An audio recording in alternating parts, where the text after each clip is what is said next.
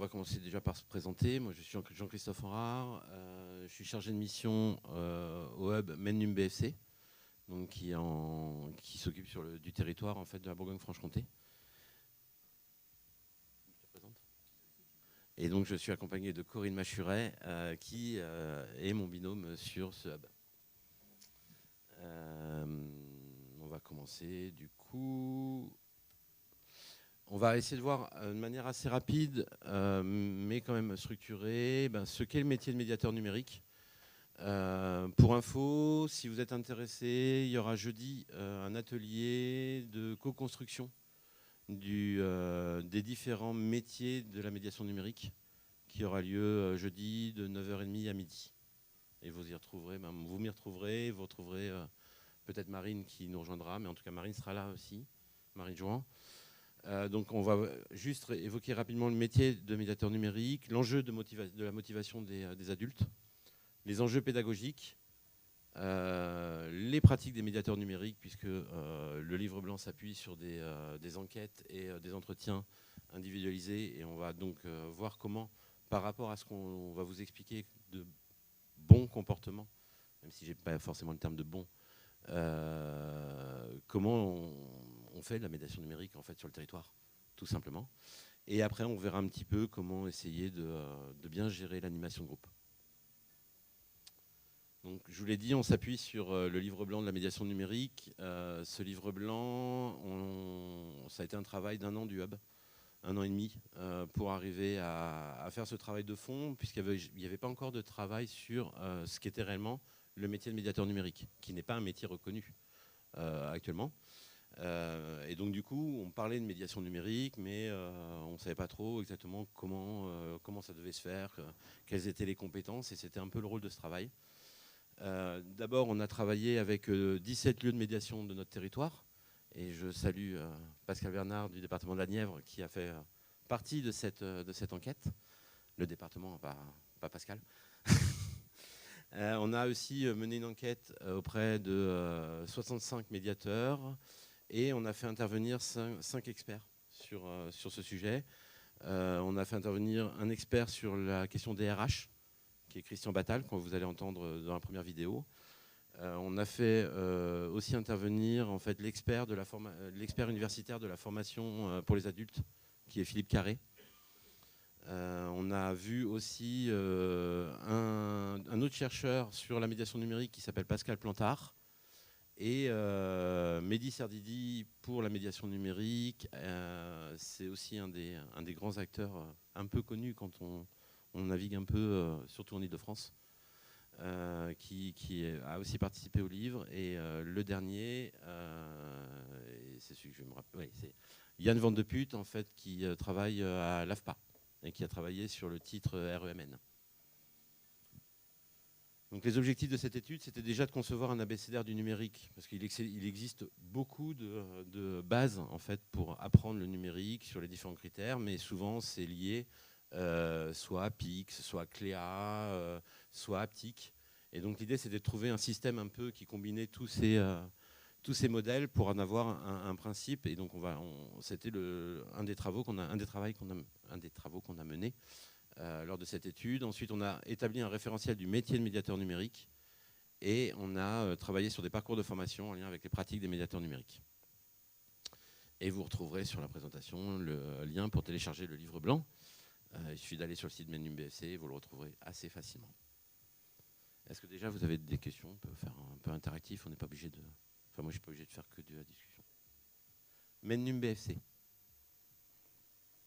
Donc on va commencer déjà, je vous dis, par le métier de médiateur numérique. Donc ça, c'est un peu le travail qui a clôturé le livre blanc. Ça va être la petite vidéo que je vais vous présenter. Et puis après, on en reparle un petit peu.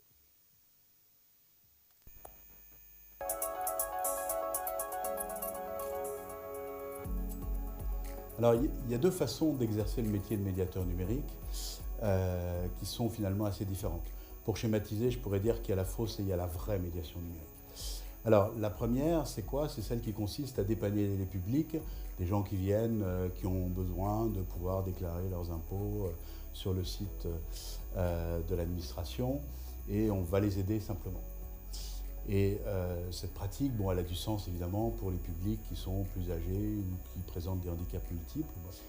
Et puis il y a la vraie médiation numérique, finalement, qui consiste à faire en sorte de développer les compétences des publics qu'on va accompagner, qui vise l'autonomie des personnes derrière.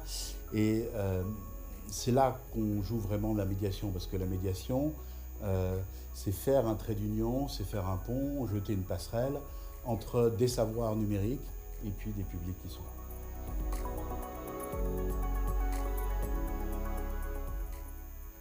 Au-delà de la toute première mission finalement que j'ai déjà évoquée, qui est celle du dépannage, qui finalement est une mission d'écrivain public numérique, voilà, qui est effectivement une pratique très ancienne, simplement qu'elle s'exerce aujourd'hui dans un monde qui a changé. Le métier de médiateur numérique, c'est 5 grandes missions. Premièrement, c'est une mission d'accueil des publics et de préparation de ces interventions, qui va consister à analyser les besoins, à construire des réponses pédagogiques adaptées aux caractéristiques des publics qu'on va accompagner. La deuxième grande mission, c'est celle qui va consister à animer des ateliers, à animer des actions de médiation qui peuvent être individuelles, bref, à expliquer à des publics ce qu'est le numérique et comment ça fonctionne finalement. La troisième mission, c'est celle qui va consister à évaluer les actions de médiation numérique qu'on a menées, c'est-à-dire évaluer bien sûr la satisfaction des usagers que représentent les publics. Deuxièmement, c'est évaluer les acquis. Et puis troisièmement, c'est évaluer les effets de son travail de médiation numérique, c'est-à-dire est-ce que dans la durée, les gens sont en train d'évoluer vers un certain niveau d'autonomie numérique. La quatrième mission du médiateur numérique, c'est celle qui va consister à concevoir des actions particulières, un peu spécifiques, généralement collectives à la demande d'institutions. Ça peut être Pôle emploi, ça peut être des organismes de sécurité sociale, et donc à construire des réponses complètement adaptées à des demandes collectives de médiation numérique. La cinquième mission, c'est celle qui va consister à mener des actions de communication et de présentation de l'offre de médiation numérique sur son territoire. Parce que finalement, le médiateur numérique, il faut qu'il recrute en quelque sorte des publics qu'il va accompagner. Et pour faire venir ces publics, il faut bien évidemment leur présenter l'offre de médiation numérique.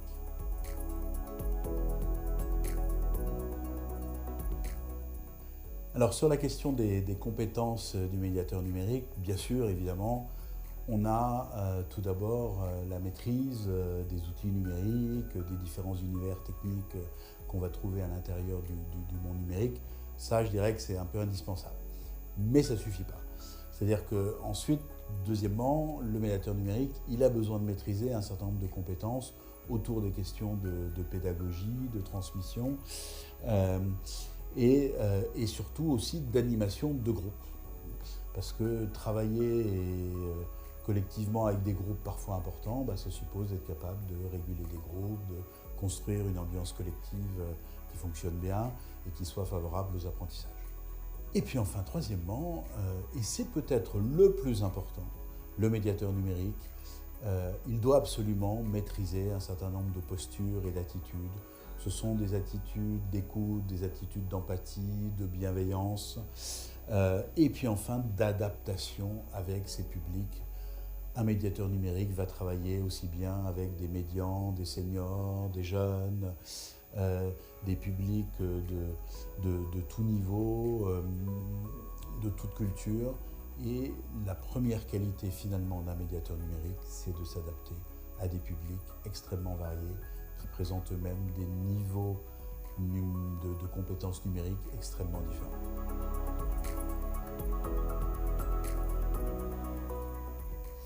Effectivement, l'étude qu'on a menée dans la région Bourgogne-Franche-Comté sur le métier de médiateur numérique nous a montré qu'il y avait finalement deux approches de la médiation.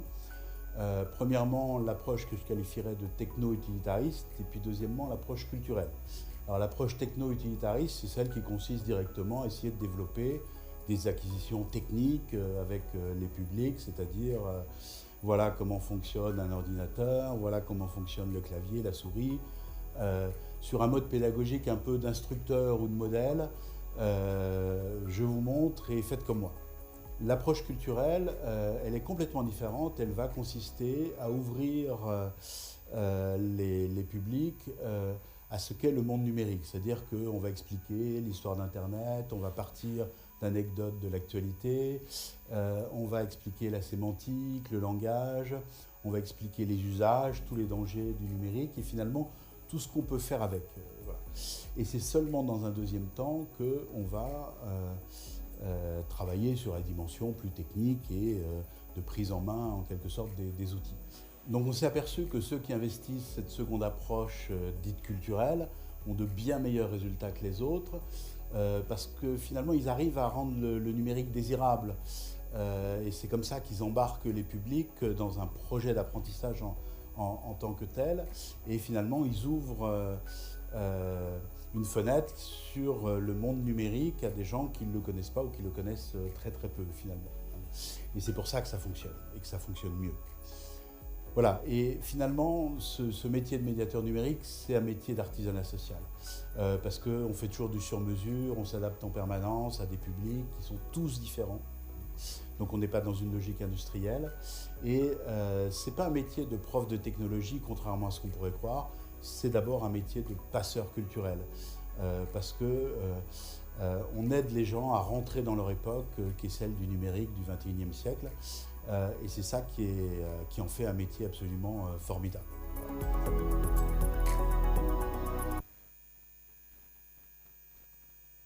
Donc, je vais juste revenir en fait sur certains points de ce qui a été évoqué, en passant assez rapidement. Donc l'idée vraiment, ça je ne vais pas vous l'apprendre, hein, l'idée du travail et du métier de médiateur numérique, c'est de développer les compétences des publics accompagnés.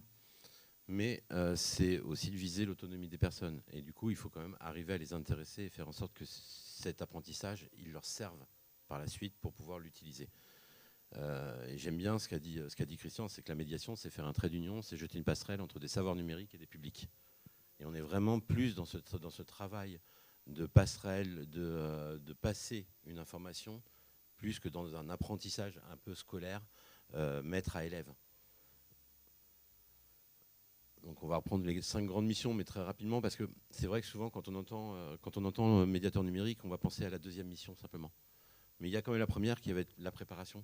Il y a un gros travail de préparation, connaître son public, savoir ce qu'il attend, savoir son niveau, arriver à se positionner pour trouver les bonnes réponses pédagogiques, ce qui va fonctionner, et puis des fois se tromper, mais être capable de voir qu'on s'est trompé et reconstruire derrière quand on se retrouvera dans la même situation.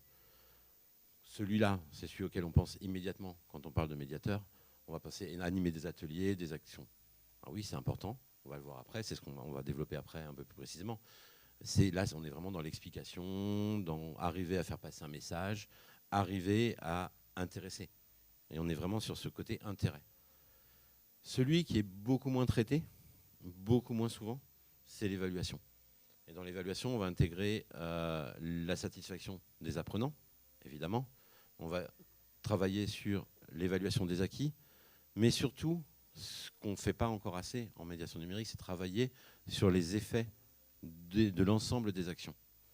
Est-ce qu'à un moment ou à un autre, sur mon territoire, sur mon axe de travail, sur l'endroit où je peux travailler, est-ce que les différentes actions que je mènent vraiment mes publics vers l'autonomie? Et ça, on va le voir après, c'est un côté qui est quand même très sous-évalué, c'est le cas de le dire, dans le travail de médiateur. Il y a évidemment la conception de dispositifs particuliers, mais là on n'est pas très très loin des 2 premiers points. Et enfin, parce que c'est aussi un cas particulier, hein, être médiateur, c'est qu'on doit aussi aller séduire son public. Donc il faut faire de la communication pour aller le chercher. C'est rare d'avoir le public, en tout cas moi j'ai rarement vu, et on m'a rarement monté, qu'il y avait une queue de 10 km devant le lieu de médiation numérique en disant « moi je veux être formé ». Moi j'ai pas vu. Hein. Donc, si vous l'avez, tant mieux, profitez-en. Mais en général, c'est plutôt vous qui allez chercher à la rame une personne par-ci, une personne par-là. Donc il y a aussi des actions de communication et des compétences en communication à avoir. Donc les compétences du médiateur numérique, mais là je vais passer très vite, c'est ce qu'a dit Christian, les compétences numériques évidemment, mais contrairement à ce que peut penser, ce n'est pas forcément le plus important. Le plus important, ça va être les compétences pédagogiques, la capacité à intéresser. On n'est pas dans un mode, vous m'entendrez souvent le dire cet après-midi, on n'est pas dans un mode scolaire. On n'est pas le prof va vous apprendre et puis à la fin, de toute façon, je vais faire une interrogation et si vous n'avez pas bon, vous revenez à la semaine d'après. Vous faites ça, il n'y a personne la semaine d'après. Donc moi, c'est réglé, c'est clair et c'est précis. Donc il y a des compétences pédagogiques, on va le voir, on a la chance d'avoir eu Philippe Carré qui nous a quand même pas mal éclairé sur tout ce qui était la motivation des adultes et la pédagogie auprès des adultes. Donc on va voir aussi quelques clés pour arriver à accrocher ce public. Et des postures et des attitudes. Quand on est prof, on va reprendre, quand je suis prof ou au lycée ou au collège, foncièrement que mes élèves m'aiment bien, je m'en moque. C'est rarement le cas en plus. Par contre, quand on est formateur d'adultes, on a intérêt à toujours maintenir une bonne relation, de l'empathie, on a tout un travail à faire sur ce terrain-là. Et c'est aussi pour ça que c'est intéressant, ce métier. Parce qu'on n'est pas là juste pendant 1h30 pour sortir ce qu'on sait et basta. Mais on est aussi là pour arriver à faire grandir les personnes en face de soi. Et donc, il faut avoir un minimum d'empathie pour les personnes qu'on a en face de soi. Mais ça, c'est très important. L'autre chose qui est importante, parce qu'on a vu sur les différentes enquêtes que ça change vraiment la manière de voir la médiation numérique, c'est donc les deux profils de médiateurs numériques. On avait l'approche technico-utilitariste, donc ça, c'est vraiment une approche par l'outil. Bam, allumer l'ordinateur, c'est savoir servir d'un ordinateur, allumer un traitement de texte, savoir s'en servir. Et là, on défile. Voilà, avec le traitement de texte, on sait faire ça. Ça marche, hein, ça marche. Mais il faut avoir un public qui est déjà un peu accroché. Après, il y a des manières de l'accrocher. Hein. Et il y a une approche un peu plus culturelle, et, qui est plus sur expliquer pourquoi le numérique, expliquer d'où vient le numérique. Le numérique, c'est pas né comme ça un jour où quelqu'un a décidé, maintenant tout sera fait par ordinateur. Il y a eu plein d'étapes, il y a eu plein d'évolutions. Ces évolutions, elles ont été positives. Même pour les personnes qui sont en difficulté, qui sont face à vous. Même pour elles ont été positives. Et elles le seront pour elles. Donc il faut arriver à leur faire comprendre ça, leur donner un intérêt. Ça, c'est un terme que vous allez beaucoup m'entendre dire. Leur donner un intérêt, leur faire comprendre. Alors, il faut être aussi très honnête. Hein. Ça marche, c'est intéressant, mais ça a des dangers. Des fois, ça ne marche pas. Faut tout dire, tout expliquer. Si on ne le dit pas, c'est qu'on cache quelque chose. Et si on cache quelque chose, la personne en face, elle n'a plus confiance. Donc, voilà. Et il faut rendre, en gros, le projet des personnes, l'intérêt des personnes, leur montrer que le numérique va les aider. Et il n'y a pas un projet maintenant qu'on peut mener où le numérique ne peut pas apporter quelque chose de complémentaire. Pas tout forcément, mais au moins quelque chose de complémentaire. Et donc c'est vraiment un métier d'artisanat social, de passeur culturel. Très clairement, on est entre deux ateliers qui ont le même nom, qui sont dans la même salle, mais qui n'ont pas le même public. On ne fait pas 2 fois la même chose. Jamais. On adapte à chaque fois. Donc c'est un peu comme de l'artisanat. C'est-à-dire que quand on va faire un vase, le vase il ne sera jamais le même. C'est ça aussi qui est intéressant avec ce métier-là, par rapport à peut-être ce qu'on va retrouver après, l'idée de prendre des parcours déjà tout faits et on les pose et on ne sait même pas quel est le public en face et on y va. Du coup, ça c'était sur le métier. Maintenant, on va parler de l'enjeu de motivation des adultes et c'est du coup Philippe Carré qui va vous en parler beaucoup mieux que moi.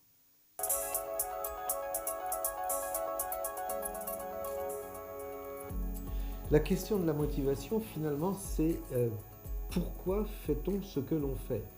Alors, on peut comprendre que tout le monde en parle et invoque le concept de motivation, avec par exemple la motivation d'achat, les motifs du crime, la motivation au travail.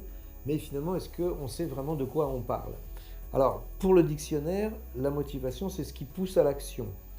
Pour les sciences humaines, c'est l'ensemble des forces internes et externes au sujet qui expliquent le déclenchement, la direction, l'intensité et la persistance du comportement. Donc c'est une façon d'expliquer les comportements. Au XXe siècle, la plupart des théories des sciences sociales proposaient que le sujet était sous l'effet d'un certain nombre d'actions venues de l'extérieur, qu'il s'agisse de ces pulsions inconscientes pour la psychanalyse, qu'il s'agisse de ces conditionnements et de la qualité et de la quantité des stimuli pour le biéviorisme et les théories du conditionnement, ou que ce soit les effets de reproduction sociale pour les sociologies classiques. Donc finalement, on avait un sujet qui était plutôt l'objet de l'action d'autrui.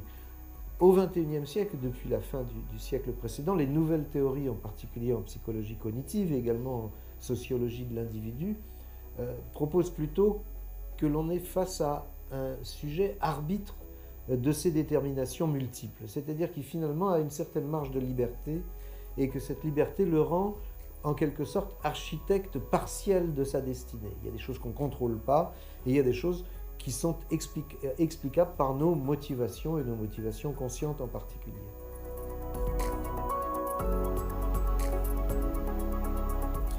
On a pu dénombrer 101 théories de la motivation en 2010 et je propose de retenir 3 théories et 3 concepts pour ce qui concerne la motivation à la formation.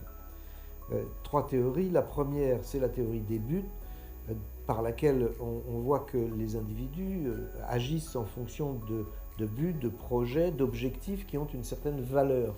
Par exemple, si je veux apprendre une langue étrangère, ce projet-là aura une plus ou moins grande valeur pour moi selon que j'ai un nouveau poste à prendre à l'étranger et que ça devient impératif pour moi de faire des progrès dans cette langue, ou qu'au contraire, c'est quelque chose que je fais parce que je m'ennuie un petit peu dans la vie ou dans le travail, ou voire pire encore parce que ma hiérarchie me l'impose.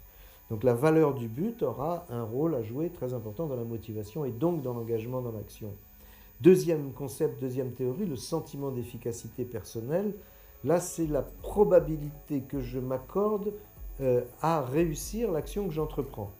Si par exemple on me propose de suivre une formation aux statistiques avancées et que j'estime que j'ai toujours été tellement nul en mathématiques que je ne pourrai jamais en comprendre un traître mot, je vais être démotivé et à contrario, si je sens que le cours est à un niveau qui est juste le mien, mon sentiment d'efficacité me dira que je serai capable de le suivre et d'y réussir et donc contribuera à ma motivation. Et puis troisième notion d'autodétermination, parce qu'il est aujourd'hui établi que les adultes ont horreur de la contrainte et qu'on agit généralement, à quelques exceptions près, mal sous la contrainte.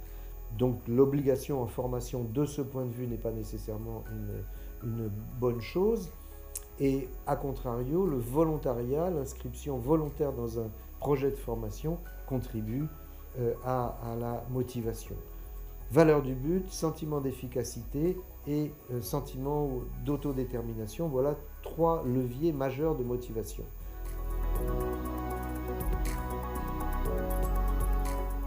Alors qu'est-ce qu'on peut retenir de ce survol de la question de la motivation pour la pratique pédagogique?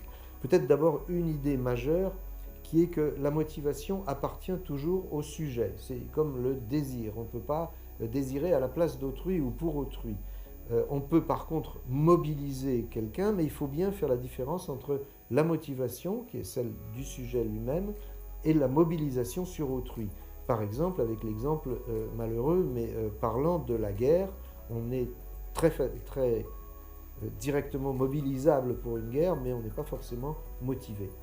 Alors, cette idée pour mettre en pratique ou influencer nos choix pédagogiques, d'abord, premièrement, le fait de choisir, de construire les dispositifs et les séquences de formation en fonction des motifs d'engagement des personnes, donc leurs buts, leurs projets, leurs objectifs, et autant que faire se peut, intégrer ces objectifs et ces motifs d'engagement dans la construction pédagogique. Deuxièmement, proposer une pédagogie des choix, c'est-à-dire laisser la possibilité de choisir les contenus, de choisir les modalités, voire les circonstances de l'apprentissage, en donnant par là un certain sens de responsabilité aux participants. Troisièmement, faciliter plutôt que contrôler. Il s'agit d'accompagner des personnes adultes dans la réalisation de leurs projets, les faciliter, plutôt que de contrôler des processus de transmission comme c'est le cas à l'école. Quatrièmement, créer un climat propice à la motivation et donc à l'engagement et à l'action par l'ouverture, par des modalités d'accueil, de convivialité, des manifestations de confiance, voire de chaleur humaine, qui auront l'avantage de créer les conditions du déploiement de la motivation. Cinquièmement, pratiquer l'écoute active et manier également le silence, parce que les temps de l'apprentissage ne sont pas forcément les temps de l'enseignement.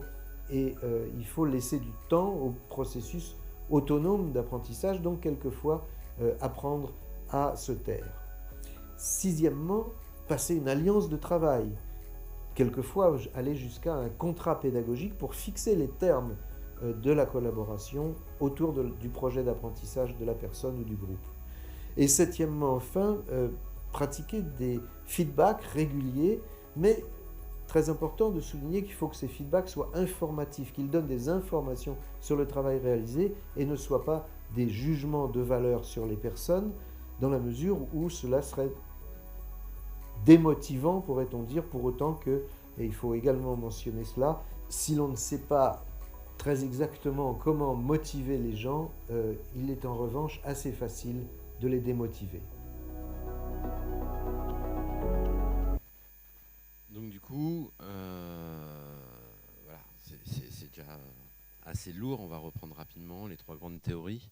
Les trois grandes théories, en fait, vous allez les retrouver assez régulièrement dans vos ateliers et autres. Et la première, c'est la théorie des buts. Donc arriver à trouver en fait et à révéler chez les apprenants quelles sont réellement les raisons pour lesquelles ils sont là, pourquoi ils font ça, et essayer de s'appuyer en fait sur ces raisons pour pouvoir construire avec eux les différentes étapes et les différents paliers. La théorie du sentiment d'efficacité personnelle. Mais là, c'est peut-être dans les trois grandes théories la plus simple à manipuler, à manœuvrer avec les apprenants.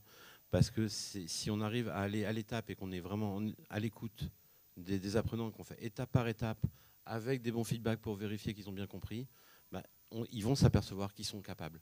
Ça va être, par contre, vous allez réellement vous retrouver la plupart du temps avec les personnes qui sont en difficulté, éloignées du numérique, sur cette réponse toute simple. Je ne saurais jamais faire. C'est pas pour moi. Ça, vous l'avez tous entendu. Mais en fait, il suffit d'y aller tranquillement, reprendre une étape toute simple au départ. Voilà. Souvent, c'est de la réassurance. Et les gens ont besoin d'être réassurés sur leur capacité à faire. Et donc, c'est une fausse peur.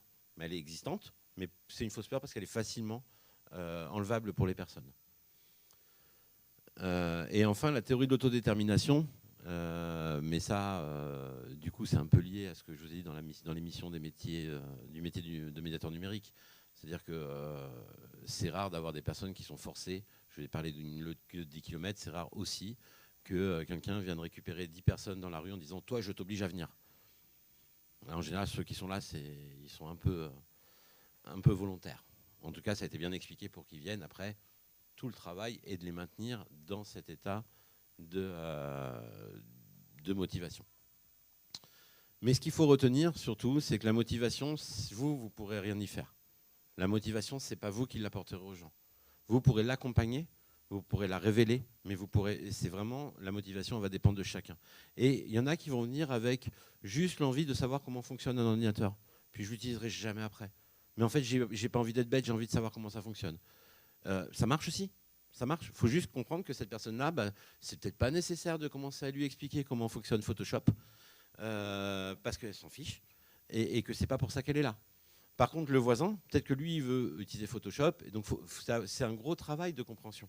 Et tout ce travail de médiateur, il est surtout, c'est pour ça qu'on parle pas trop de l'angle technique. L'angle technique, oui, il est très important, évidemment, mais enfin, c'est surtout un travail social. Comprendre les personnes qu'on a en face de soi, arriver à les amener avec vous et de les embarquer. Et ça, c'est ce qu'on va voir justement par la suite. Donc quelques applications pédagogiques, c'est ce que j'ai repris simplement ce que disait Philippe Carré. Donc ce que je vous expliquais là, prendre en compte les motifs d'engagement des personnes. Et c'est pas grave si la personne en face, elle veut juste savoir comment on allume l'ordinateur. C'est pas grave, vous n'avez pas raté l'atelier si c'est ce qu'elle veut. Voilà. D'où l'intérêt des évaluations. On reviendra après sur les évaluations. Proposer une pédagogie des choix, ça c'est assez simple. Souvent, j'ai vu pas mal d'ateliers où on arrive en disant voilà, je vais vous dire comment on va sur Internet. Alors il va falloir aller sur ce site-là, faire ça, faire ça, faire ça, faire ça. La personne, elle le fera jamais de sa vie. Ça l'intéresse pas d'aller sur ce site-là. On peut faire exactement la même chose en proposant aux apprenants d'aller sur un site de leur choix, voir avec eux comment ils le trouvent, mais pas de leur imposer le site. Ça aussi, ce travail-là, il est aussi important. Et à partir du moment où on va proposer, on va être comme ça dans cet échange-là, les apprenants vont être aussi dans un échange avec vous. Alors que si vous arrivez en disant, bah, tu dois faire ça, tu dois cliquer là, là, là et là, et comme ça, je valide ton étape. Allez. Mais moi, je me barre dans l'autre sens en courant. Hein. Donc, faciliter l'autonomie, c'est aussi beaucoup du travail personnel, voir avec eux comment avancer, comment faire pour le faire. Très important, et ça, vous allez l'entendre, on va en parler beaucoup. On en a déjà parlé beaucoup, et on va continuer. Le climat de confiance. Il faut vraiment faire en sorte que ce ne soit pas un calvaire de. Alors, j'ai rien contre le lycée et le collège, hein, parce que je vais reprendre encore l'exemple, mais si vous vous rappelez de vos années lycée-collège, il y a des fois, rentrer dans un cours, c'est un calvaire. On n'avait pas envie d'y aller, on préférait se pendre plutôt que d'être là. Là, il ne faut pas que ce soit ça, exactement, il faut que ce soit l'inverse. Il faut que les gens aient envie de se retrouver. Un atelier, si vous êtes amené à faire un atelier plusieurs fois avec un groupe, ce qui est génial, c'est quand le groupe, à la fin, il commence à s'échanger les coordonnées, à se dire, bah, tiens, on va faire ça ensemble, on va regarder ça ensemble, et puis la prochaine fois, on fera ça. Là, on a gagné. Dans le climat du groupe, on a gagné. Donc, il faut arriver à ça. Il faut arriver à ce qu'il y ait ce climat de confiance. Et ça veut dire aussi pas de jugement. Et donc, du coup, pratiquer l'écoute active. Et je sais que c'est compliqué. Le silence, très important. Il faut être capable, des fois, de se taire. Parce que, des fois, on va en mettre tellement plein la tête aux gens. Pour nous, ça paraît rien. C'est tellement simple. Mais pour les personnes, c'est pas si simple que ça. Donc, il faut être capable, à un moment, de se dire, c'est pas prendre 2-3 minutes de silence après un gros temps... c'est pas du temps perdu, c'est du temps où ils vont réfléchir, ils vont regarder, ils vont essayer de relativiser par rapport à ce qu'ils veulent faire. Voilà, il y a tout un travail qui se fait et qui est important. Et enfin, ça va un peu avec le climat de confiance. Créer une alliance de travail respectueuse, ça fait partie des gros points importants. Et les feedbacks réguliers, mais ça, c'est ce que vous devrez faire à chaque étape pour vérifier que les gens ont compris, mais pas sur un côté est-ce que tu as bien compris ce que je t'ai dit ? Voilà, mais on est bien d'accord. Si je vous demande de refaire ça, vous êtes capable de le faire. On peut essayer. Voilà, c'est des petits détails comme ça, des petites discussions.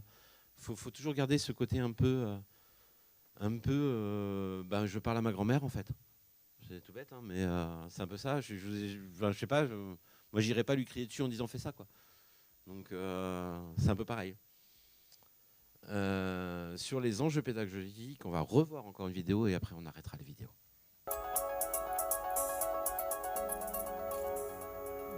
Alors, si on veut faire un bref panorama de l'histoire de la pédagogie des adultes, on peut la répartir en 3 séquences, 3 périodes.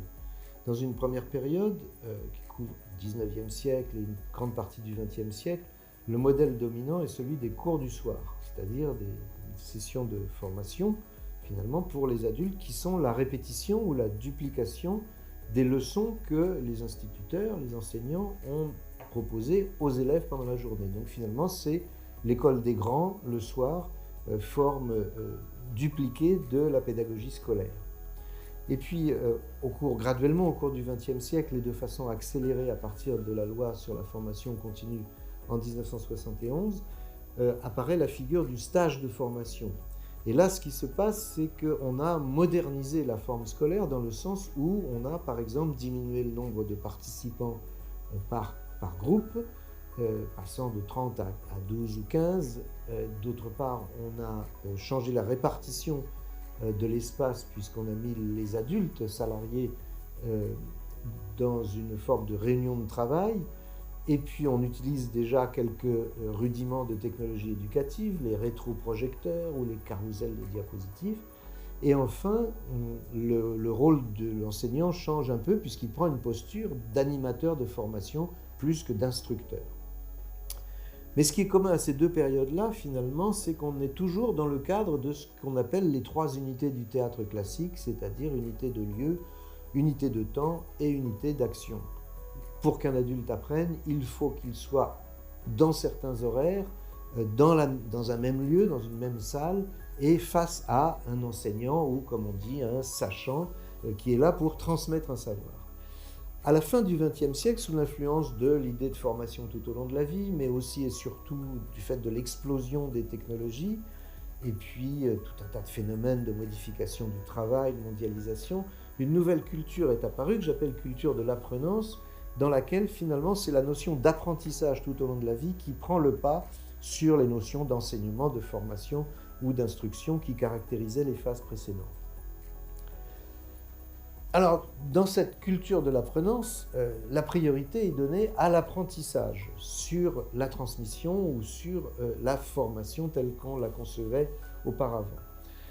D'abord, on constate une diversification des modalités de formation. Là où il y avait avant le cours du soir ou le stage, on a désormais la possibilité d'avoir des formations à distance qui sont reconnues et des formations en situation de travail, le tout étant entériné par la loi de 2018. Diversification des modalités. D'autre part, la recherche nous apprend que on peut finalement apprendre dans différentes situations formelles, qu'elles soient présentielles, à distance ou organisées pendant le travail, mais également informelles, c'est-à-dire qu'il existe un certain nombre d'occasions dans lesquelles on peut apprendre et développer des compétences en dehors de toute situation formalisée pédagogique. Et puis, situation semi-formelle. Et là, c'est l'essor d'Internet et des tutoriels, des MOOC, de toutes les ressources digitales, sur YouTube, les vidéos comme celle-ci, qui font qu'on est dans une situation où le message pédagogique est structuré de façon formelle, mais en même temps, il est reçu par des personnes qui sont en situation informelle, qui peuvent être chez elles ou dans la rue ou en voyage ou voire même au travail, mais jamais en situation de formation. Formelle, informelle, semi-formelle. Enfin, la recherche nous apprend qu'on apprend de différentes façons et à grands traits, on peut dire qu'on apprend soit de façon intentionnelle, en faisant un projet, par exemple d'apprendre une langue étrangère ou de s'approprier un nouveau logiciel, donc c'est volontaire et c'est conscient, soit de façon incidente, et là ce sont les expériences de la vie qui nous apprennent des choses un peu quelquefois malgré nous-mêmes, ce sont les expériences accumulées que l'on fait dans le quotidien qui vont déclencher ces apprentissages qu'on appellera incidents. C'est-à-dire ils sont involontaires, mais ils sont conscients quand on prend conscience d'un changement qui s'est passé dans son environnement, d'une information nouvelle, ou on peut encore apprendre de façon implicite, c'est-à-dire par une accumulation de micro-expériences quotidiennes qui vont mener de façon inconsciente et involontaire à ce que l'on transforme nos connaissances, nos savoir-faire, nos attitudes. Donc 3 modalités, incidente, intentionnelle, incidente et implicite. Alors, tous ces apports de la culture de l'apprenance pour la pédagogie des adultes amènent à quel conseil finalement on pourrait mentionner pour la pratique pédagogique. J'en vois 7. Le premier, c'est de prendre en compte la motivation, les buts que se donnent les personnes qui sont réunies là pour apprendre, ou les individus dans le cas de formation personnalisée, et de baser la conception des dispositifs, pour partie tout au moins, sur les motivations des participants. Deuxièmement, de prendre en compte dans le programme finalement que l'on se propose de mettre en place l'expérience des participants et d'intégrer autant que faire se peut leurs connaissances préalables avant tout nouvel apport de connaissances ou de concepts. C'est le rôle du tour de table initial dans une formation ou des fameux prérequis que l'on inscrit dans les programmes de formation. Troisièmement, encourager l'auto-formation, non pas au sens d'une solo-formation, ce n'est pas nécessairement seul, ça peut être individuel ou collectif, mais c'est par soi-même, par sa propre volonté, et on peut faire l'hypothèse qu'un adulte n'a pas besoin d'être constamment en présence d'un formateur pour pouvoir apprendre. Quatrièmement, utiliser le potentiel du travail collaboratif des groupes, dont on sait depuis longtemps qu'ils sont une ressource pour l'apprentissage, mais qui est sans doute encore sous-estimée aujourd'hui. Cinquièmement, utiliser des techniques actives en prenant la précaution de bien voir que actif ne veut pas nécessairement dire physiquement actif. Trop souvent, la pédagogie active est une pédagogie de la mobilité. Là, il s'agit d'une pédagogie de l'activité intellectuelle, donc de trouver des techniques qui soient les plus susceptibles de solliciter le fonctionnement cognitif des personnes. Sixièmement, utiliser une pédagogie multimodale avec le maximum d'angles différents pour aborder un certain concept, ce qui facilite la mémorisation. Et septièmement, et peut-être la recommandation la plus importante, développer les méthodes d'autorégulation de façon à ce que les personnes puissent apprendre au maximum par elles-mêmes, comme le disait Kant, ce que l'on apprend le mieux et que l'on retient de la façon la plus solide, c'est ce que l'on apprend en quelque sorte par soi-même. Voilà, donc on va reprendre, on va faire le même système que sur la vidéo d'avant. On va reprendre quelques points de ce qui vient d'être évoqué. Le premier, là on va se concentrer vraiment sur l'apprenance parce que c'est vraiment la théorie qui est la plus adaptée en fait à la formation aux adultes et à l'apprentissage des adultes. Donc on est vraiment sur une idée de formation tout au long de la vie, avec maintenant des diversifications des modalités de formation. On avait toutes les formations classiques, on peut y rajouter tout ce qui va être AFEST, donc action de formation en situation de travail, formation à distance, formation comme les MOOC en temps décalé. Voilà. Tous ces systèmes-là en fait, vont permettre de modéliser, de préparer des parcours de formation de plus en plus efficients. Et il faut reprendre ce qui est important à retenir, hein, c'est cette capacité de dire maintenant on n'est pas obligé d'être dans une salle de classe, d'être assis avec une feuille devant soi et d'avoir quelqu'un au bureau qui prend sa craie et qui commence à expliquer pour apprendre. On peut apprendre dans plein de situations, qu'elles soient formelles. Dans les situations informelles, et on a tous vécu à ce moment-là, de dire ça fait 15 fois que je fais ça, à chaque fois que je fais ça, si je change un peu ma manière de faire, ça va aller. Je change ma manière de faire, j'ai appris et je me suis adapté. Et les semi-formels, c'est la technologie qui permet de ça maintenant, c'est vraiment le principe, on est sur le principe du MOOC, sur le principe du temps décalé, du temps déconnecté.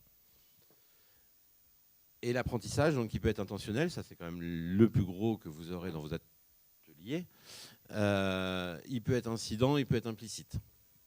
Les 3 temps sont importants.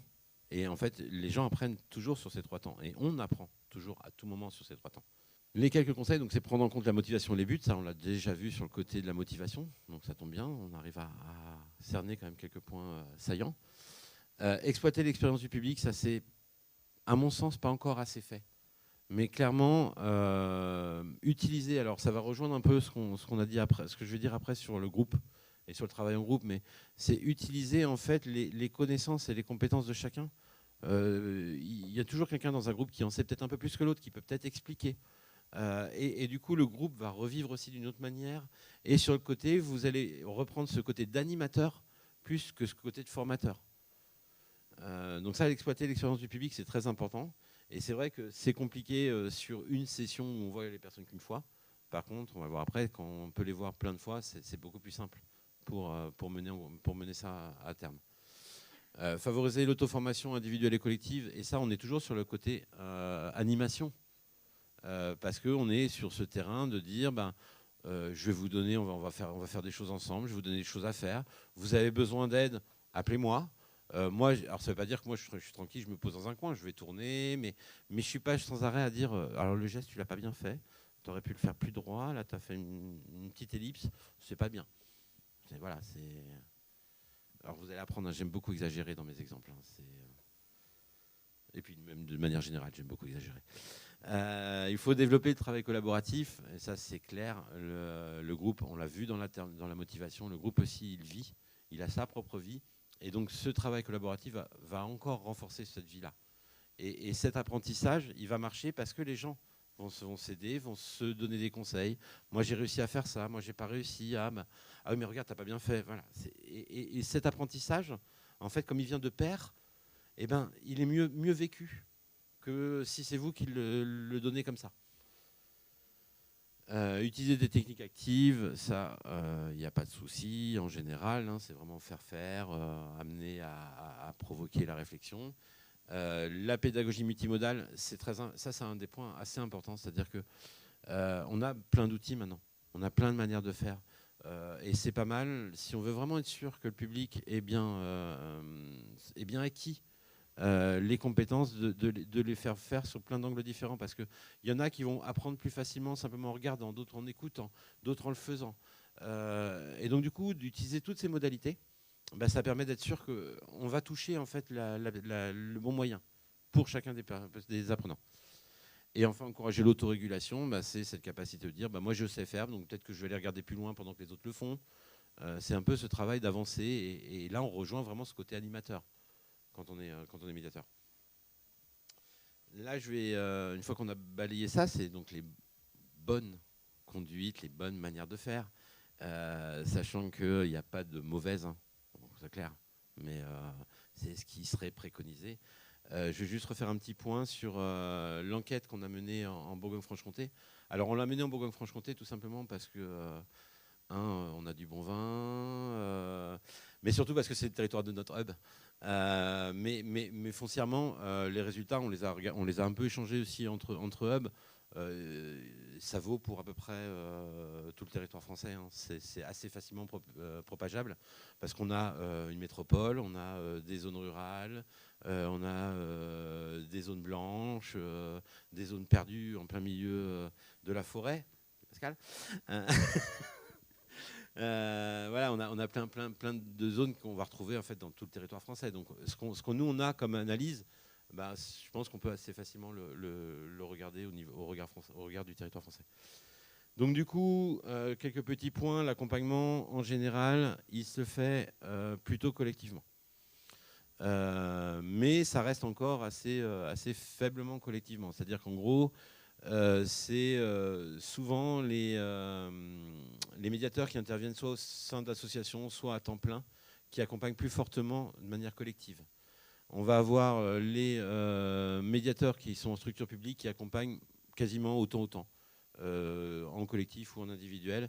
Et assez logiquement, les médiateurs à temps partiel interviennent plus souvent en situation individuelle. Voilà, en gros, comment on peut l'expliquer. Il se fait sur une durée plutôt d'ateliers de 1h30 à 2h. On a des ateliers de demi-journée, on a des ateliers d'1 heure. C'est en gros pour nos répondants à l'enquête, c'est les 2/3 des répondants en fait, qui calent entre 1h30 et 2h. Ce qui correspond aussi un peu au niveau d'attente et d'attention en fait, des apprenants. On va plutôt retrouver après des séances plus courtes, plutôt dans des structures publiques, qui vont très caler sur l'heure, très souvent sur l'heure. Et avec un nombre de séances qui est plutôt entre 4 et 8 séances pour accompagner. La très grande majorité, c'est au moins 2 séances d'accompagnement. Et on est vraiment plutôt entre 4 et 8 séances avec quelques structures souvent plutôt en fait c'est souvent sous la qualité du médiateur. C'est-à-dire que le médiateur, s'il est en temps plein, il fait souvent plus de séances, et s'il est en temps partiel, il en fait un peu moins. C'est assez logique du coup. On a vu tout à l'heure les deux profils de médiateurs numériques, les technico-utilitaristes, et je vous avoue, c'est pas simple à dire, et l'approche culturelle. Et en fait, si on regarde sur les répondants, on a plutôt une approche technico-utilitariste. Pour 2/3, c'est ça. C'est clairement aussi la manière dont souvent on s'imagine l'atelier, la manière de le mener. C'est savoir faire un CV, savoir envoyer des mails, donc du coup on est vraiment sur l'outil. Mais vous l'avez vu, vous l'avez entendu, c'est quand même intéressant d'avoir ce petit temps de culturel qui permet en fait d'accrocher réellement les personnes et de les faire revenir, et du coup d'aller vers ce qu'on recherche au final, ce qui reste quand même l'autonomisation des personnes par rapport au numérique.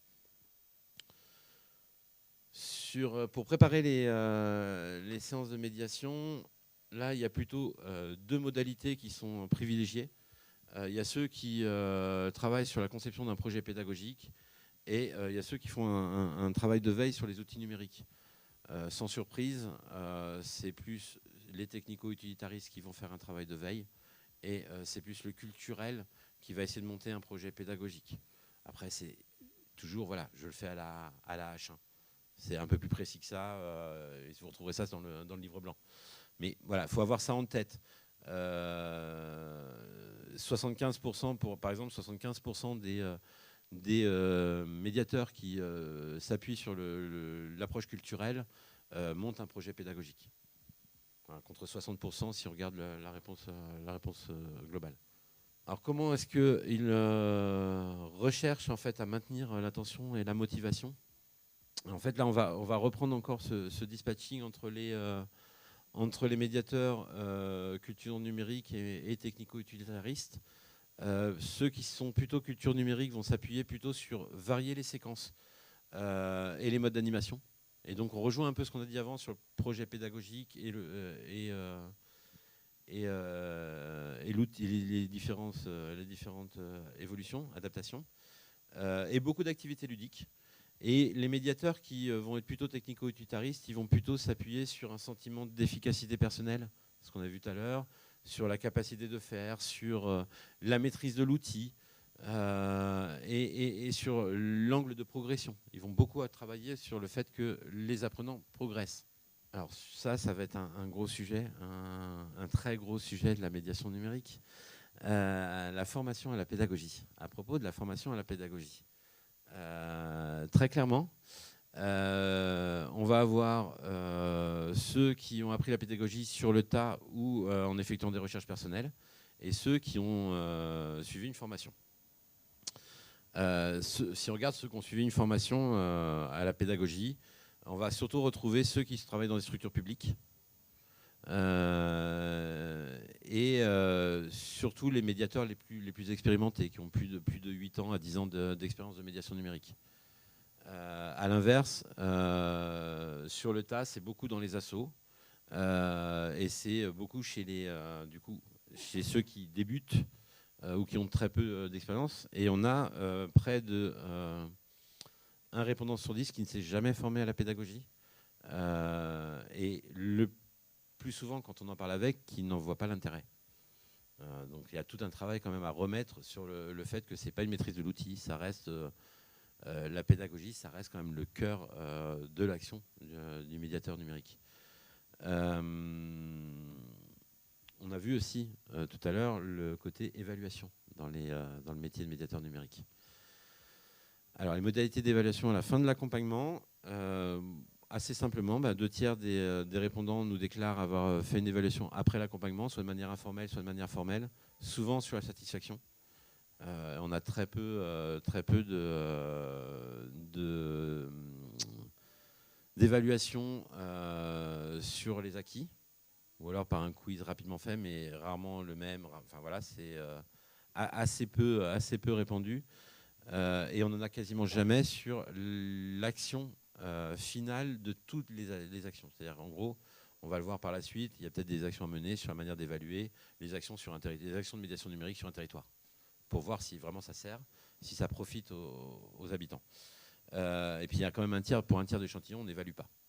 Donc là, il y a vraiment un problème sur l'évaluation, en tout cas un manque. Un problème non, mais un manque sur l'évaluation. Donc si on essaie de reprendre un peu rapidement les angles morts qui seraient travaillés sur les pratiques des médiateurs numériques suite à notre enquête, on va avoir un déficit en compétences en pédagogie des adultes, ça on l'a vu. Très clairement, il n'y a pas eu de formation à la pédagogie des adultes, parce qu'en plus c'est un peu particulier. Donc, et on est souvent dans une pratique qui est très scolaire, en fait, avec le maître qui va expliquer. Et on a vu que ce n'était pas forcément ce qui fonctionne le mieux. Et on a aussi encore beaucoup une utilisation toute faite de progressions trouvées sur Internet, ce qui ne veut pas dire qu'elles ne sont pas bonnes, mais qu'en général, on peut s'en appuyer pour les travailler en fonction de son public, en fonction de ce qu'on veut faire, et pas forcément de les prendre comme ça en disant ça marche sur tous les publics, ça marche à tout moment et on y va. Souvent, ça arrive encore ça. Des pratiques d'évaluation trop embryonnaires, il faut arriver quand même à vérifier que les personnes utilisent après l'outil numérique de manière autonome, et aussi des actions sur un territoire. Et ça pourrait être des actions sur un territoire, ça pourrait être fait par exemple par un questionnaire aux anciens participants 1 ou 2 ans plus tard, ou sur un sondage qui permettrait de savoir où ils en sont en fait de leur utilisation du numérique. Donc ça peut être des choses aussi qu'on pourrait envisager de devoir mettre en place. et une pratique encore trop solitaire en fait. Et souvent, même quand on travaille en équipe, en groupe, ben, on est très seul alors c'est un peu compliqué, j'ai un peu de mal à dire ça devant le département de la Nièvre, parce qu'ils ont une action assez exemplaire sur ce côté-là, sur le travail en équipe. Mais c'est quand même pas ce qu'on voit le plus souvent en fait.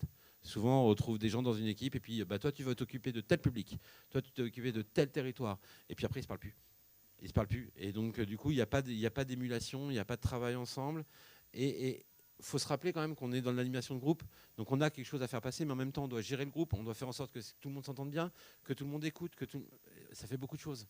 Et donc il y a des moments, peut-être avoir ce soutien, avoir cet appui, de pouvoir peut-être faire de la co-animation, parce que quelqu'un est plus à l'aise sur ce public-là, et puis il y en a un autre qui va venir plutôt sur l'outil. Ça peut servir, et on apprend aussi beaucoup. Là on retrouve un peu ce que nous on préconise beaucoup à la suite du livre blanc, c'est-à-dire la formation avec la FEST en fait, avec les actions de formation en situation de travail, avec les médiateurs les plus expérimentés qui pourraient faire un peu ce côté parrain sur la médiation numérique. Et puis il y a tout le travail de veille que souvent est fait tout seul, alors que ça serait quand même beaucoup plus efficace. Et là il y a des outils qui sont proposés du coup maintenant par l'État avec la base sur le travail de veille et autres. Technique d'animation des groupes, rapidement, je vais voir, et puis ça posera, je pense que ça va vous poser des questions et on va pouvoir essayer d'y répondre. Tout simplement, c'est un peu les différents modes d'animation des groupes. Il y a assez classique, c'est ce que je suis en train de m'amuser à faire avec vous. C'est pas forcément ce que je préfère, mais il y a le côté exposé. Donc là on est vraiment sur ce côté, j'ai un savoir à faire passer, vous êtes là pour m'écouter et je vous en remercie, mais je ne vous demande pas votre avis, je vous fais l'exposé. Il y a le côté discussion. Le côté discussion, là on est plus sur faire émerger des idées, faire émerger des savoirs, mais du groupe. Et l'idée, ça peut être de travailler sur le principe de brainstorming, de débat, où on va confronter en fait pour trouver la bonne solution. Il y a le côté exercice d'application.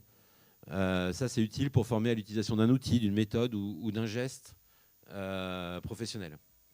On va retrouver après les jeux ou les quiz qui permettent toujours de faire une évaluation. Alors, elle peut être individuelle, elle peut être à l'oral, elle peut être par groupe. Le but du jeu, c'est d'arriver à faire en sorte de trouver le bon système qui permette au groupe de continuer à s'émuler tout seul, en fait, à monter cette... moi, j'aime bien, j'ai des groupes, des fois, quand je suis en formation, qui vont se mettre en compétition sur des quiz. Mais c'est super intéressant en fait, parce que du coup on peut échanger énormément. Parce qu'ils expliquent pourquoi ils ont fait ça, comment ils ont vu ça, pourquoi, voilà. Et là on apprend énormément, en fait on apprend beaucoup plus. Moi je sais que j'adore utiliser le quiz pour apprendre le RGPD. Parce que je trouve qu'il n'y a rien de plus innommable que le RGPD, sauf qu'avec un quiz on s'amuse. Et les gens retiennent, parce qu'ils se sont amusés. Et donc ils ont vu ça d'une autre manière. Et ça, c'est intéressant. Mais tout ça, après, il faut arriver à combiner ces techniques. Une formation, un atelier, ça ne va pas être un exposé pendant une journée entière ou des quiz pendant une journée entière. À la fin, on en a marre. L'idée, c'est d'arriver à combiner, de faire fonctionner ça. Et ça, on le fait, en fait, en fonction, premièrement, en fonction des objectifs pédagogiques. Est-ce qu'on va apporter un savoir théorique? Est-ce qu'on va apporter un savoir pratique? Est-ce qu'on va être dans du savoir-être, du savoir-faire? Voilà, ça va beaucoup déterminer quel outil on va utiliser, en fonction aussi des apprenants. Je vous ai dit, moi j'aime bien faire le quiz. Quand je commence sur mon premier quiz et je vois que le groupe ne réagit pas, j'oublie tous mes quiz derrière, parce que ça ne marche plus et je vais les perdre. Donc j'adapte aussi. Et je gère aussi tout ce travail en fonction du ressenti des apprenants et surtout aussi de leur niveau de départ. Il faut aussi faire attention à ça, parce que si on va perdre quelqu'un si on ne se base pas sur son niveau de départ. Et après, les contraintes, on a toujours des contraintes de temps, des contraintes de matériel, des visites impromptues qui ne sont pas à la bonne heure, donc ça décale l'atelier, on gère. Voilà. Mais il faut toujours adapter comme ça. En tant que formateur, vous allez avoir 3 rôles, principalement 3 rôles. Le rôle de production, ça va être le rôle où il faut vous attacher au contenu que vous allez partager, soit en termes d'apport, soit en termes de compréhension, mais voilà, ça c'est le rôle de production. C'est le rôle que vous allez faire avant, et que vous l'allez maintenir pendant pour arriver à vérifier ce passage. Est-ce que ça marche, est-ce que ça ne marche pas? Il y a le rôle il y a le rôle de facilitation. Et là, l'idée, c'est que tout le monde participe. Faire en sorte que le groupe y vive. Et faire vivre un groupe, ça veut dire vous allez avoir des profils toujours dans des groupes qui vont s'effacer, qui ne vont pas parler parce qu'ils n'osent pas, ils en connaissent moins que le voisin. C'est votre rôle aussi de les piocher, de les tirer un peu pour arriver à leur montrer que ce n'est pas vrai, puis à les faire participer avec ce qu'ils peuvent apporter. Tout le monde peut apporter dans un groupe. Et après, il y a le rôle de régulation, c'est faire en sorte que le groupe il se parle bien. Et il se parle bien dans tous les sens. C'est-à-dire qu'il n'y a pas de, comme on l'a tous entendu, ouais, mais c'est quoi cette question? C'est super simple. Vas-y, prends, explique. Voilà, c'est ça, ce genre de phrase, ça ne doit pas être dans des groupes, dans des ateliers. Et ça, c'est des règles qu'on doit donner même au départ. On est dans la bienveillance et pas de jugement. Donc si la personne n'a pas compris, on revient derrière, c'est pas grave, on refait un pas en arrière, on réexplique. Et on va le voir après, si la personne n'a pas compris, c'est pas forcément de sa faute, ça peut être de la vôtre. Il y a ça aussi, il faut aussi savoir se remettre en cause aussi. Et il faut toujours prendre en compte la dynamique de groupe parce que le groupe, il peut complètement bloquer les apprentissages. Si le groupe se ferme et refuse d'apprendre, c'est terminé. Les apprentissages passeront plus, vous serez plus écoutés. Donc il y a vraiment faire vraiment attention à cette dynamique pour la garder positive. Et en même temps, ce qu'expliquait Philippe Carré tout à l'heure, le groupe il est porteur lui-même d'apprentissage, c'est-à-dire qu'il va s'auto-alimenter. Et donc du coup, il peut bloquer, mais il peut être aussi très positif. Donc il faut vraiment arriver à le gérer, ce groupe. Et donc si j'avais une définition d'une bonne animation, je vous dirais que c'est des activités pédagogiques variées, alternées, qui sont guidées par un animateur, qui se met au service du groupe, et dont la mission générale est de générer des apprentissages individuels et collectifs, les deux. Les postures, donc on va voir la préparation des ateliers. Alors, comment est-ce qu'on prépare un atelier? Je vais bien sûr vous expliquer ça par A plus B, puis vous sortirez. On va juste voir des grandes familles pour essayer de comprendre comment on prépare bien un atelier. Donc, premier, on fait bien sûr l'analyse de la situation des besoins. Quel est le contexte, quel est le public, quelles sont les caractéristiques et surtout quel est le niveau de départ. On revient à cette idée de niveau de départ. Ensuite, on prépare un déroulé pédagogique. Alors, le déroulé pédagogique, il va vous servir en fait pour faire le déroulé pédagogique, il faut savoir ce qui a été dit avant la séquence, ce qui sera fait après. Et en fait, du coup, vous allez pouvoir vous concentrer sur la structure du discours, le message clé et les étapes pour arriver à ce message clé et à cette compétence clé. Et le conditionnement physique, ça c'est assez simple, c'est arriver à gérer son stress. Alors je vous rassure, Corinne peut le dire, ça fait à peu près depuis midi que je stresse de parler devant vous. Donc après, ça se gère. Ça se gère. Moi, je sais que je suis comme ça. Voilà, je stresse avant, mais je le gère après. Mais il faut le gérer, il faut savoir aussi que on va prendre son temps, on ne va pas forcément partir. J'ai une propension à parler très rapidement. Je sais qu'il faut qu'au départ, j'arrive à me poser, à me calmer, à gérer ma respiration. Tout ça, c'est le conditionnement physique aussi qui intervient. Quand on prend la parole en public, dans un contexte de formation, l'idée, c'est quand même toujours que l'autre comprenne quelque chose. On n'est pas là juste pour parler, juste pour s'écouter. On est là pour arriver à faire passer un message et amener cette compréhension. Et donc, pour vérifier la bonne compréhension, on a 3 grandes familles d'actions qui sont l'écoute active. Donc, c'est vraiment aller vers voir si l'autre a compris, le questionner suffisamment pour savoir s'il a bien compris et entendre ses questions. C'est une question, souvent ça peut être mis. On peut avoir au début l'impression qu'une question c'est une mise en porte-à-faux en fait. Et c'est pas ça. La question c'est qu'il y a quelque chose qui n'a pas été compris. Donc peut-être reprendre un autre exemple, reprendre une autre modalité pour y arriver, pour faire comprendre, pour faire passer le message. Il peut y avoir un petit côté honteux quelque part justement de montrer. Alors on voit souvent c'est aussi une fonction, en fonction de la tranche d'âge. Sur les seniors, ils considèrent qu'ils sont pas nés avec le numérique, ils ont un petit peu moins de complexe par rapport à ça. Pour les plus jeunes, c'est plus compliqué parce que le numérique, il n'est pas tout à fait récent non plus. Donc, de dire, oui, moi, je ne sais pas faire, je ne maîtrise pas, alors qu'on a l'impression que tout le monde, à minima, a un téléphone, un smartphone, avec X fonctions aussi, et qu'on peut faire énormément de choses avec. Déjà ça, la maîtrise effectivement de son téléphone portable. Il y a des gens qui ont besoin de suivre un atelier là-dessus parce qu'ils sont complètement perdus. Et c'est compliqué de dire tout le monde a l'air de savoir maîtriser. En tout cas, c'est l'impression qu'on peut avoir quand on est en situation de fracture numérique, en tous les cas. Donc c'est vrai qu'il y a ce côté aussi, quelque part, un peu honteux. Je ne veux surtout pas dire que je ne sais pas faire. Et quel que soit le statut social, quelle que soit l'activité, que ce soit des personnes qui soient salariées, qui soient demandeurs d'emploi, des jeunes, des moins jeunes, etc. Nous, on travaille beaucoup avec un certain nombre aussi parfois d'élus, de petites communes, qui sont eux-mêmes en fracture numérique. Mais pour eux, c'est compliqué d'admettre que, en tout cas de dire, bah oui, j'ai besoin aussi de monter en compétences parce que je ne maîtrise pas. Et ils sont en difficulté aussi quand ils reçoivent leurs administrés qui ont besoin d'être accompagnés, ne serait-ce que sur des démarches administratives. Donc c'est loin d'être simple, effectivement. Et souvent, on peut arriver à travailler autour du projet. C'est-à-dire non plus travailler sur l'outil, mais les attirer en disant on va vous aider sur les projets, sur ce qui vous intéresse. Et du coup, c'est plus simple de dire je ne sais pas forcément faire ça, mais ça m'intéresse, j'ai besoin pour le projet. On n'est pas, voilà, ça peut être un des points. Après, ça reste la honte et le pousser de première porte est assez compliqué. Voilà, faut assumer dans un monde où la moindre pub télé donne une adresse sur un site internet, où il suffit d'aller cliquer sur tel endroit. Faut assumer de pas y arriver, de pas savoir. Puis je vais rebondir un petit peu là-dessus. Il y a beaucoup aussi de peur. Parce que nous, le public qu'on rencontre, la plupart du temps, il a peur soit de ne pas y arriver, mais aussi peur d'Internet, de l'outil, de tout ça. Parce que moi, quand je vais sur Internet, j'ai peur de taper des URL, j'ai peur de casser ma machine. Je pense à ma grand-mère qui m'a fait, c'est avec elle où j'ai été introduit au métier du numérique. Elle a peur de mal faire. Et c'est souvent le public-là, il dit on a beaucoup de mal à capter aussi le public, à ramener des gens parce que ils veulent pas montrer qu'ils n'y arrivent pas et ils ont peur aussi d'aller vers le numérique. L'ordinateur, pour beaucoup de gens, ça reste une boîte noire, on ne sait pas comment ça fonctionne. Et l'exemple le plus simple, ça reste la déclaration d'impôt.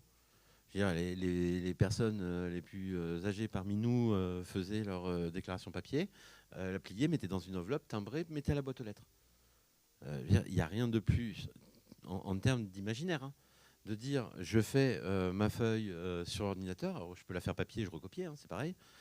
Et après, j'envoie. C'est exactement comme je mettais dans la boîte aux lettres. C'est exactement la même action. J'ai jamais vu quelqu'un plonger dans la boîte aux lettres derrière parce qu'il s'est trompé pour essayer de récupérer sa lettre. C'est exactement les mêmes actions, sauf qu'on ne sait pas. On ne sait pas si ça va sur le bon endroit, on ne sait pas si ça sera enregistré, on ne sait pas si. Voilà. Et il y a tout ce travail, ce que je disais tout à l'heure, sur la réassurance. Et la réassurance, ça reste quand même le plus gros au départ, le plus gros des boulots que vous allez avoir à faire. C'est réassurer, remettre de la confiance aux gens. C'est vraiment dédramatiser en fait les usages du numérique. Et ça, c'est vraiment un volet important parce qu'il y a des gens qui arrivent avec énormément d'inquiétudes sur le sujet, peur effectivement de se faire arnaquer. Alors, si en plus ce sont des personnes qui se sont fait avoir sur Internet, voler de l'argent ou autre, c'est presque honteux aussi. C'est compliqué pour elles de venir aussi. Parce qu'elles se sont fait avoir et elles se sentent naïves, alors que les hackers, on voit bien qu'ils sont de plus en plus habiles, de plus en plus doués aussi. Et même quand on n'est pas complètement en fracture numérique, parfois on se pose la question de ce mail-là, est-ce qu'il est sécure, est-ce qu'il n'est pas sécure, etc.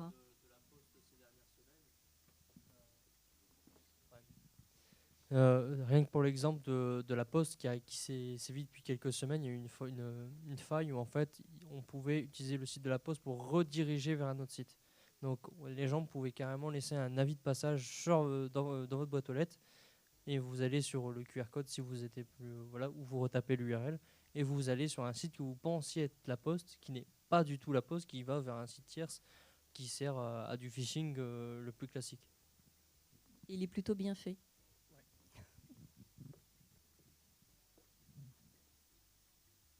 D'autres remarques ? C'est bon ?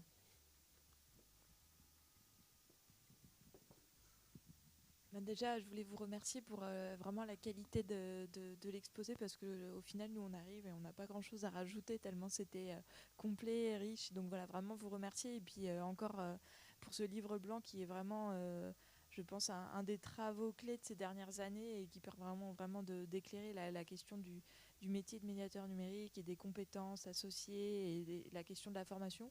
Simplement vous dire que cette question du métier de médiateur et les formations nécessaires pour qu'il puisse réaliser son métier, et je dis médiateur mais je pense au conseiller numérique bien entendu, c'est vraiment quelque chose qu'on a en tête. Le ministre l'a dit tout à l'heure et on continue à travailler sur le sujet. D'ailleurs il y aura un atelier ce vendredi avec Jean-Christophe notamment, sur lequel on va de nouveau jeudi, pardon.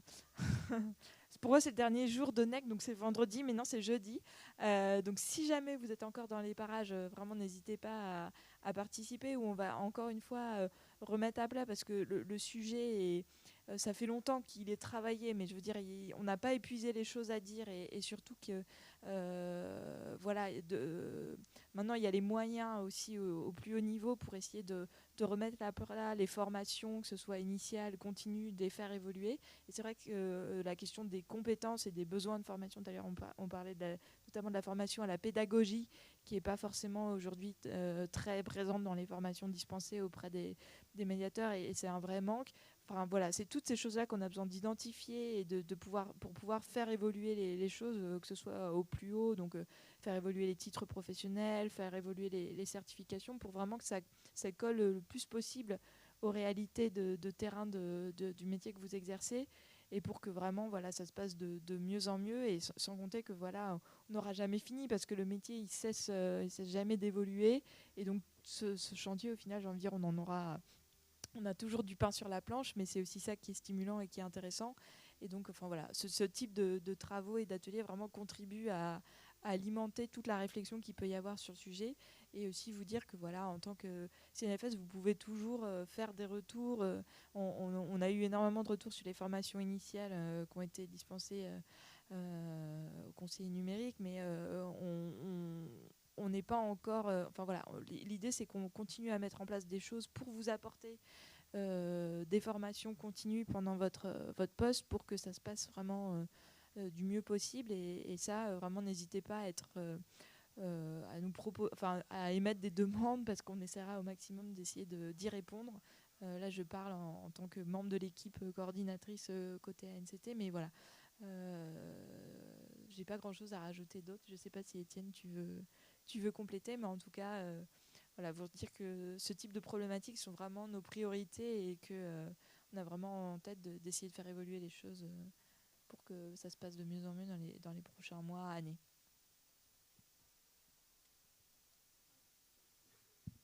Pas grand-chose à rajouter, juste vous inciter très fortement, comme il l'a dit au début de son intervention, à vous procurer le grand livre blanc qui sera à la bibliothèque dès demain. Et c'est une belle ressource pour vous et pour vos structures, je pense, pour l'avenir. Mais du coup, voilà, c'était très